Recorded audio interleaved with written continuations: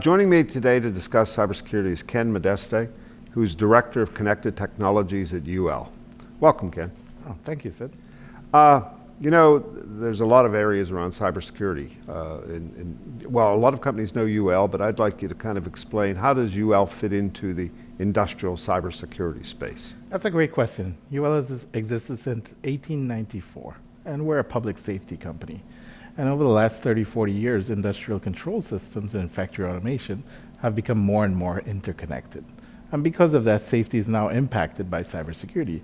UL being a big part of this focus over the last 100+ years now that we have to actually get involved with cybersecurity and help our clients. A lot of my research indicates that companies struggle to maintain their cybersecurity. I mean, they'll buy tools, they'll buy solutions, they'll get things, but it's very hard to sustain that. So can UL help them in any way with that? We can definitely help them. When you look at an asset owner and a procurer of equipment in general, they're having the same challenges as vendors, manufacturers, consultants. And the biggest thing is you have 1.8 million candidates who have cybersecurity credentials, positions, who have cybersecurity credentials that aren't being filled. And what that means is the organizations like asset owners who are building and creating and buying stuff have a plethora of challenges that they're trying to resolve, and they just don't have the skills.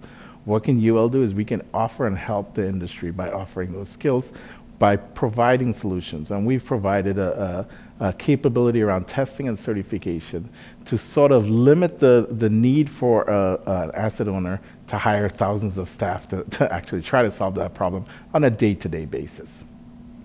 Another hot topic today, and not just in cybersecurity, but industrial control, is the industrial Internet of Things. Yes. And, cybersecurity has been noted as a key concern in that area. It's kind of hindering some adoption programs, at least that's the feedback we get. So, is that what you see? Do you see the same thing? And can UL help with that? I see it completely different. It's a glass full, a glass half empty. Cybersecurity is an enabler for innovation. If you didn't have cybersecurity, you wouldn't have IIoT. So I think a lot of organizations have to recognize that. If you can use cybersecurity as the lever to drive that innovation, which is the big challenge that we're going to have this century, you can really use and maximize the potential for IIoT. Now, there are going to be some folks who are a little bit hesitant to connect new things and sort of see a paradigm shift in the industry as it is today. And I think what we need to do is try to explain to them more and more that cybersecurity is here to help them. I use the analogy of brakes in cars. You added brakes in cars to go faster, not to slow down. And cybersecurity is like brakes in cars. A very, very nice analogy, by the way. One thing I also see, and it probably might be related to the industrial Internet of Things, but it's probably more general than that.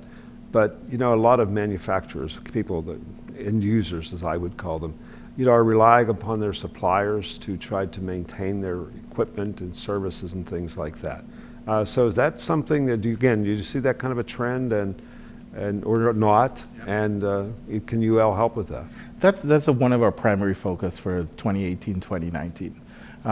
The biggest challenge, I think, with industrial control systems and cybersecurity in general is everyone's trying to boil the ocean.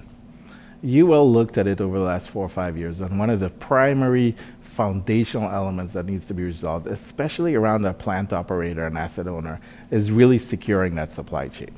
And how do you secure that supply chain? You have manufacturers that are using components and subcomponents that can be stretched going on for eons, right? So what UL is doing is we've developed a series of standards to test and certify that supply chain and try to resolve that issue, and really helping asset owners try to get a good handle around the products and systems that they're using within their facility and where they're coming from.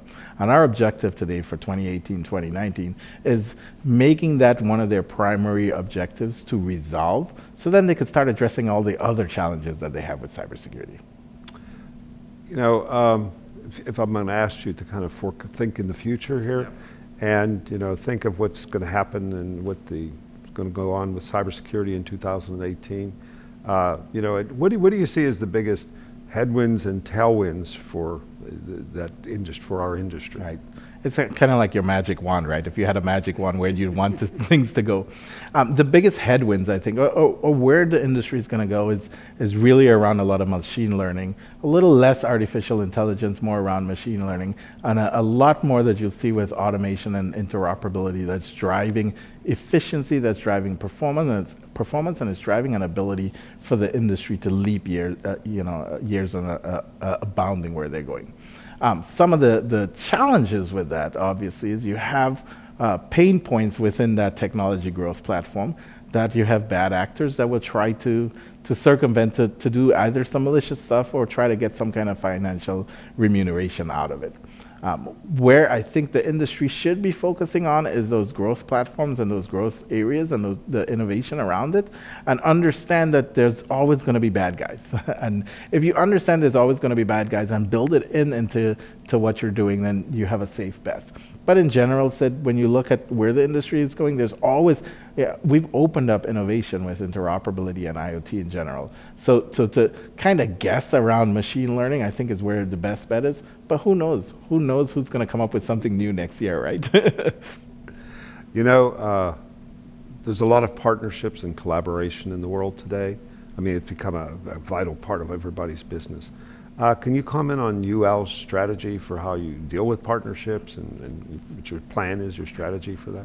I think partnerships really drive thought leadership. And that it also drives an alliance on capabilities that need to move forward from a global perspective. So UL really looks to enhance that thought leadership by picking out industry partners that be willing to work with and collaborate with us, like ARC Forum, right? And identifying those that really settle on our perfect mission around public safety. Why do I say it's a perfect mission? Because I really believe in it. I came to work at this company 8 years ago and I love it. And that public safety mission really is where those alliances and partnerships will be driven. So as we work with different agencies within the US government, we've worked with Idaho National Labs, we've worked with the Department of Homeland Security, we're starting to work with the Canadian Nuclear Laboratory, a partnership that we just announced this morning, that Eaton just announced this morning, working directly with us as a testing facility.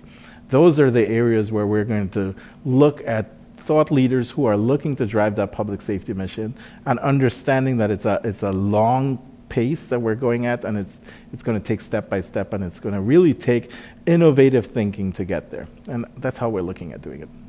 Well, Ken, as always, it's a real pleasure to talk to you today. Thank you for talking with me. I appreciate it. Thank you. Today we've been talking with Ken Modeste, who's Director of Connected Technologies at UL. Thank you for watching.